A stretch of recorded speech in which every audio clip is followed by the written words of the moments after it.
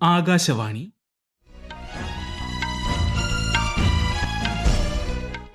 നമസ്കാരം. വാർത്തകൾ വായിക്കുന്നത് അരവിന്ദ്.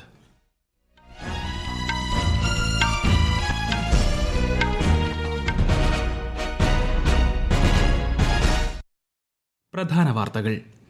ഇന്ത്യയുടെ ഏറ്റവും ഭാരമേറിയ വാർത്താവിനിമയ ഉപഗ്രഹം CMS-03 വിജയകരമായി വിക്ഷേപിച്ച് ISRO. വികസിത രാജ്യമെന്ന ലക്ഷ്യം കൈവരിക്കുന്നതിന് സ്ത്രീകളുടെയും പുരുഷന്മാരുടെയും തുല്യ പങ്കാളിത്തം ആവശ്യമാണെന്ന് രാഷ്ട്രപതി ദ്രൗപദി മുർമു. ഉപരാഷ്ട്രപതി CP രാധാകൃഷ്ണൻ 2 ദിവസത്തെ സന്ദർശനത്തിനായി നാളെ കേരളത്തിലെത്തും. രാജ്യത്തെ ഗവേഷണ വികസന രംഗം ശക്തിപ്പെടുത്താൻ ലക്ഷ്യമിട്ടുള്ള emerging science and technology innovation conclave പ്രധാനമന്ത്രി നരേന്ദ്രമോദി നാളെ ന്യൂഡൽഹിയിൽ ഉദ്ഘാടനം ചെയ്യും.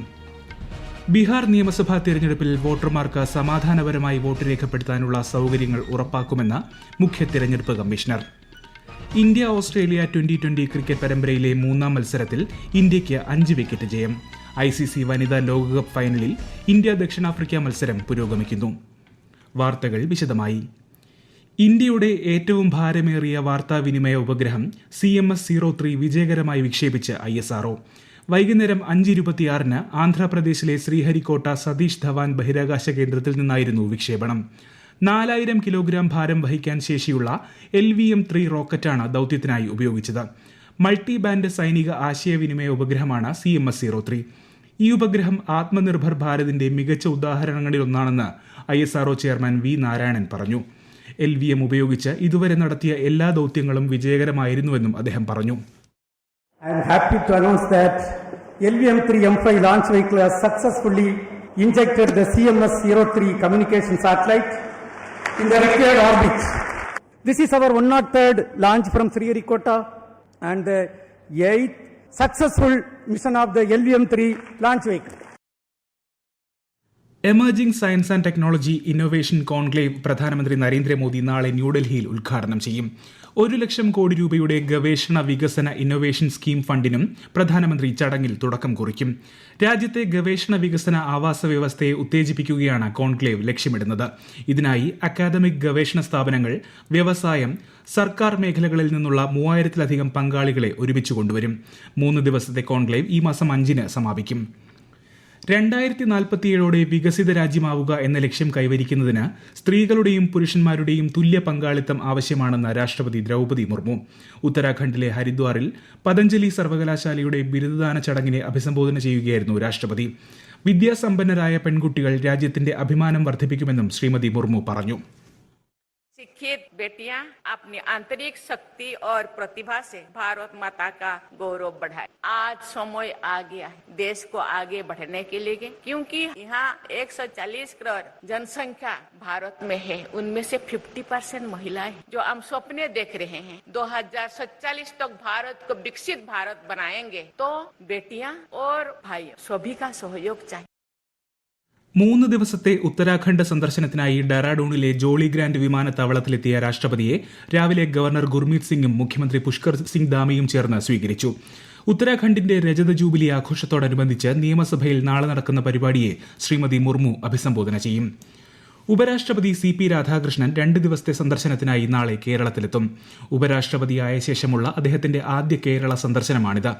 നാളെ കൊല്ലം ഫാത്തിമ മാതാ നാഷണൽ കോളേജ് വജ്ര ജൂബിലി ആഘോഷങ്ങളിൽ അദ്ദേഹം മുഖ്യാതിഥിയായി പങ്കെടുക്കും.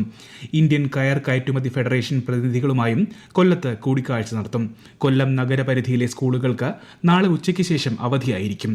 മറ്റന്നാൾ Thiruvananthapuram Sree Chitra institute of medical സയൻസസും ഉപരാഷ്ട്രപതി സന്ദർശിക്കും. ബീഹാറിൽ 1-ാം ഘട്ട നിയമസഭാ തെരഞ്ഞെടുപ്പ് നടക്കുന്ന മണ്ഡലങ്ങളിലെ പ്രചാരണം ഉച്ചസ്ഥായിയിൽ. പ്രധാനമന്ത്രിയും മുതിർന്ന BJP നേതാവുമായ നരേന്ദ്രമോദി ഇന്ന് ആരായിലും നവാഡയിലും പറ്റ്നയിലും നടന്ന തിരഞ്ഞെടുപ്പ് റാലികളെ അഭിസംബോധന ചെയ്തു. പ്രതിപക്ഷ നേതാവ് രാഹുൽ ഗാന്ധി ബെഗുസരായിലും ഖഗാരിയയിലും നടന്ന കോൺഗ്രസ് റാലികളെ അഭിസംബോധന ചെയ്തു. കേന്ദ്ര ആഭ്യന്തരമന്ത്രി അമിത്ഷാ മുസാഫർപൂരിലും വൈശാലിയിലും പ്രചാരണങ്ങളിൽ പങ്കെടുത്തു. JDU, RJD, Jan Suraj party തുടങ്ങിയ കക്ഷികളുടെ നേതൃത്വത്തിലും പ്രചാരണം ഊർജിതമായി പുരോഗമിക്കുകയാണ്. 2-ാം ഘട്ട തിരഞ്ഞെടുപ്പിലേക്കുള്ള പ്രചാരണത്തിനും ചൂടേറുകയാണ്. ബീഹാർ നിയമസഭാ തെരഞ്ഞെടുപ്പിൽ വോട്ടർമാർക്ക് സമാധാനപരമായി വോട്ട് രേഖപ്പെടുത്താൻ വേണ്ട സൌകര്യങ്ങൾ ഉറപ്പാക്കുമെന്ന് മുഖ്യ തെരഞ്ഞെടുപ്പ് കമ്മീഷണർ ഗ്യാനേഷ് കുമാർ. ഏതെങ്കിലും തരത്തിലുള്ള അക്രമ സംഭവങ്ങൾ ഉണ്ടായാൽ കർശനമായ നടപടി സ്വീകരിക്കുമെന്നും അദ്ദേഹം കാൺപൂരിൽ മാധ്യമപ്രവർത്തകരോട് പറഞ്ഞു. ഈ മാസം 6, 11 തീയതികളിലാണ് ബീഹാറിൽ വോട്ടെടുപ്പ്. വോട്ടെണ്ണൽ 14 നടക്കും. ചണ്ഡീഗഡിൽ അടുത്ത മാസം 6 മുതൽ 9 വരെ നടക്കാനിരിക്കുന്ന ഇന്ത്യ ഇന്റർനാഷണൽ സയൻസ് ഫെസ്റ്റിവലിന്റെ തയ്യാറെടുപ്പുകൾ കേന്ദ്രമന്ത്രി ജിതേന്ദ്ര സിംഗിന്റെ നേതൃത്വത്തിൽ ചേർന്ന ഉന്നതതല യോഗം അവലോകനം ചെയ്തു. ശാസ്ത്രരംഗത്ത് ഇന്ത്യയുടെ നേട്ടങ്ങൾ എടുത്തു കാണിക്കുന്നതാകും പരിപാടിയെന്ന് അദ്ദേഹം പറഞ്ഞു. ഇന്ന് ശാസ്ത്ര സാങ്കേതിക വിദ്യ സർക്കാരിന്റെ വിവിധ നയങ്ങൾക്ക് ദിശാബോധം നൽകുകയാണെന്നും അദ്ദേഹം പറഞ്ഞു. ഈ വാർത്തകൾ ആകാശവാണിയിൽ നിന്ന്. ആകാശവാണി വാർത്തകളും വാർത്താ അധിഷ്ഠിത പരിപാടികളും all India radio news Thiruvananthapuram YouTube ചാനലിലും all India radio news Thiruvananthapuram Facebook പേജിലും AIR ന്യൂസ് _തിരുവനന്തപുരം ഇൻസ്റ്റഗ്രാം അക്കൌണ്ടിലും @AIR ന്യൂസ് _TVM X ഹാൻഡിലും ലഭ്യമാണ്. ഓസ്ട്രേലിയക്കെതിരെയുള്ള 2020 പരമ്പരയിലെ 3ാം മത്സരത്തിൽ ഇന്ത്യയ്ക്ക് 5 വിക്കറ്റ് ജയം. ഓസീസ് ഉയർത്തിയ 187 റൺ വിജയലക്ഷ്യം 5 വിക്കറ്റ് നഷ്ടത്തിൽ 9 പന്ത് ബാക്കി നിൽക്കെ ഇന്ത്യ മറികടന്നു. 3 വിക്കറ്റ് നേടിയ അർഷ്ദീപ് സിംഗാണ് കളിയിലെ താരം. ജയത്തോടെ പരമ്പരയിൽ ഓരോ ജയവുമായി ഇരു ടീമുകളും ഒപ്പത്തിനൊപ്പമാണ്. ICC വനിതാ ലോകകപ്പ് ഫൈനലിൽ ഇന്ത്യ ദക്ഷിണാഫ്രിക്ക മത്സരം പുരോഗമിക്കുന്നു.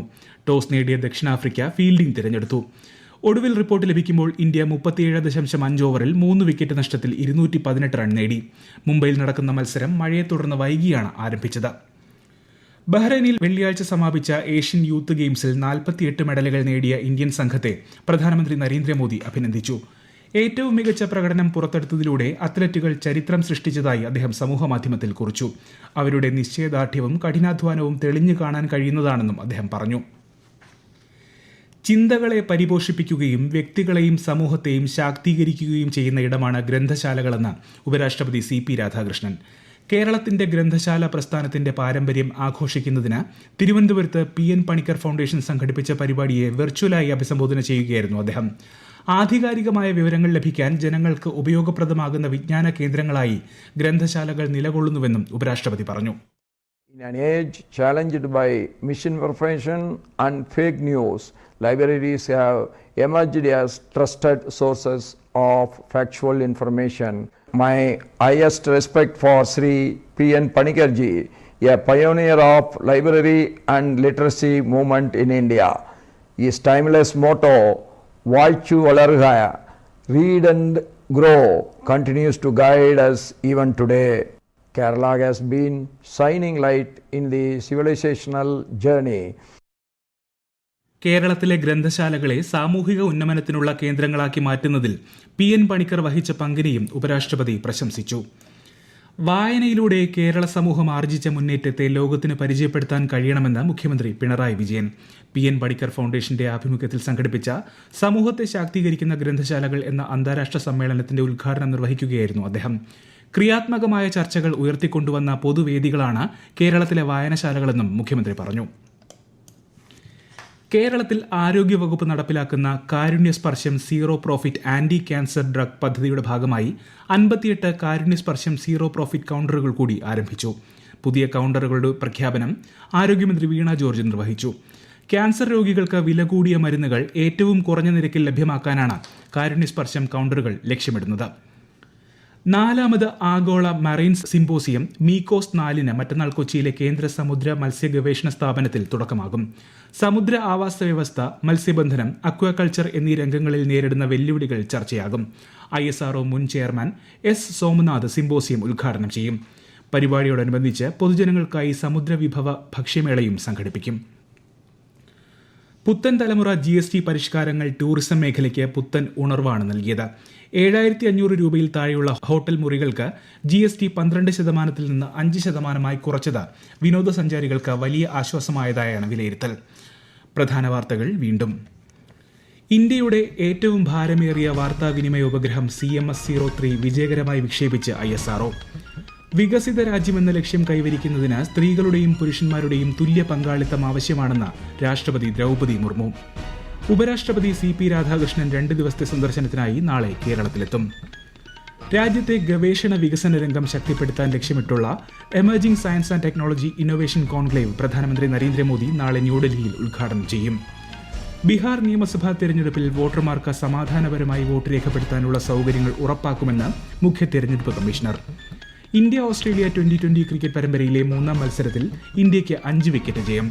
ICC വനിതാ ലോകകപ്പ് ഫൈനലിൽ ഇന്ത്യ ദക്ഷിണാഫ്രിക്ക മത്സരം പുരോഗമിക്കുന്നു. വാർത്തകൾ കഴിഞ്ഞു.